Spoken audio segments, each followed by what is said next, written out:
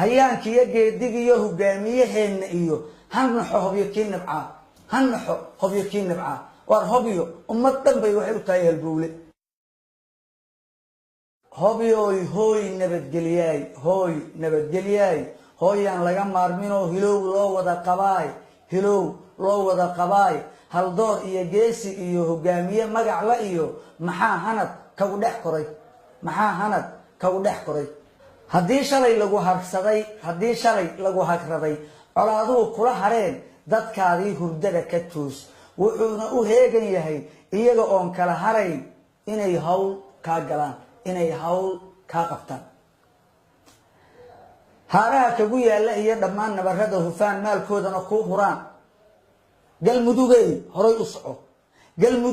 horay u soco adoon cidna hiil ka sugan huqdaadii hore dandarro badan baad qabtaa hahay aan ciilbaxne haloosinka loo mariyo habayso dekeda hobyood dan kale hutudkii watiya habaarqabayaasha iyo ciddii hor istaagta qabo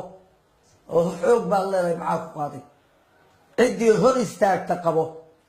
aqoon lagu horumarshiyo hantiba waad leedahay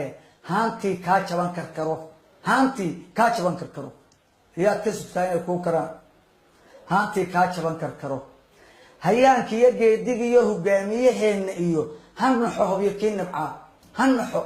kii nabcaa waar hobyo ummad dhan bay waxay u tahay halbowle waa loo socdaa ciddii hor istaagta in wax laga qabto shacabka reer galmudug waa inay ul iyo dhagax kala hortagaan weliba kuwa reer galmudug ku abtirsada oo inay caqosunaaska yihiin aan ognahay haddaysan banaanka naga marin oo waxyaalaha kale u adeega ummadan galmudug waa israacaysaa shabaabna waa laga saaraya hududka yarna cagtaa la mariyo walaanu israacno reer galmudug nolol iyo nabadi waxay ku jirtaa iyo midnimo bulshadeenu israacda